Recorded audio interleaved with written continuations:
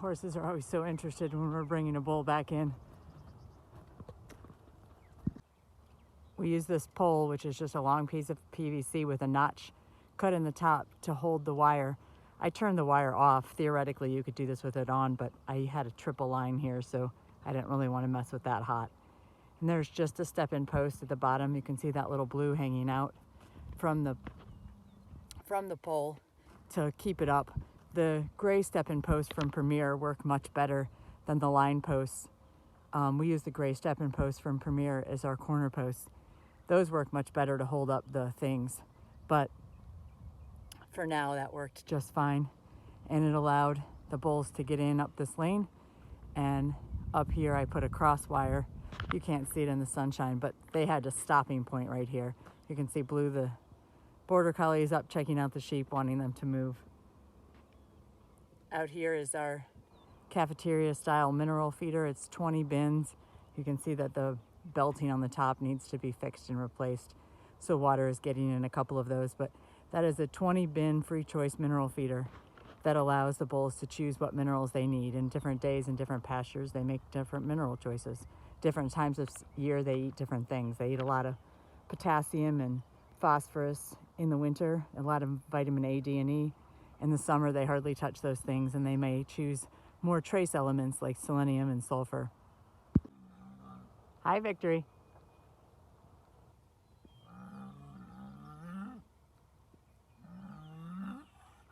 Victory's probably our second biggest boy. So he's the one who came up and greeted Luther.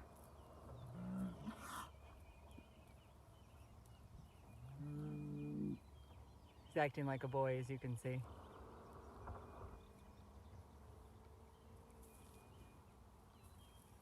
If I was alone in a pen with him, I'd be concerned about his behavior right now, but I'm not alone in a pen with him, and I have plenty of space to get away. And he's not doing this whole demonstration for me. He's doing it as a show of dominance because the bull re-entered the herd. Very handsome boy, Victory. You're very handsome.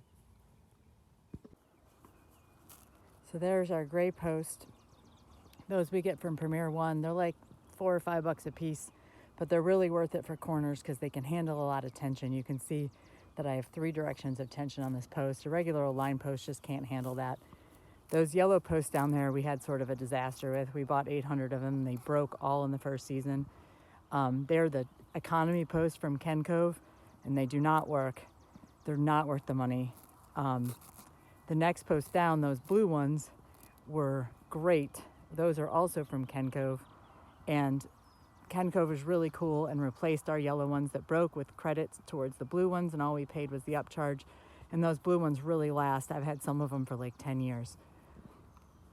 So you can see Rusty and Lily here grazing because I lifted up this wire a little bit. Now they're able to reach some grass they weren't able to before.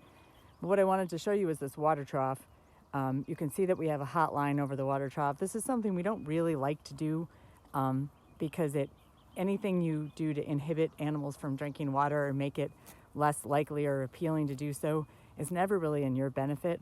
However, these steers out here, these red Devon steers, get really hot because they were born and bred to live in New Zealand.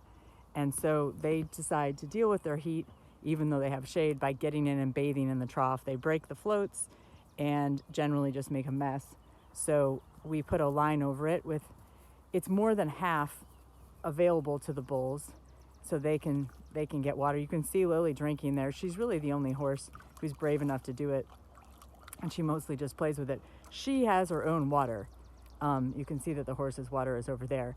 So we never make the horses drink under a line, and we never make the horses share water with the bulls. But you can see that they enjoy the social contact of doing so. Oh, that was very sweet, Rusty. That bull right there, he's actually a steer. Not the red one behind, the one in front of me. He's that really interesting brindle color. He's a cross between a Jersey and a Devon. And that one behind him is a purebred, or nearly purebred Devon. And there's our big boy Victory right there. A Beledene Dukes Landy son out of a really nice line-bred Landy cow. A whole lot of niceness there. V, see his V on his side for Victory. Yes, you're very handsome, Victory. We know you're a big boy. That's called flaming. It's named after the veterinarian who named it, and it's a thing that animals do with their mouths to kind of sniff for others in heat and show that they are in the mood to find a mate. I love the cross-species communication here.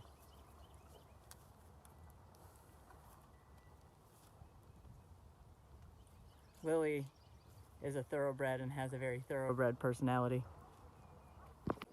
We got Lily hoping that she would help the dynamics in our little horse herd, and it really worked. You can see Magnum and Shauna back there have paired up, and Lily and Russell here have paired up, and it's a really nice dynamic, and everybody has a friend and nobody's left out. Shauna, the paint Arabian mare back on the right, was often left out kind of in the cold by herself, but now she has a buddy in Magnum, and Rusty's very happy to have his pretty lady Lily.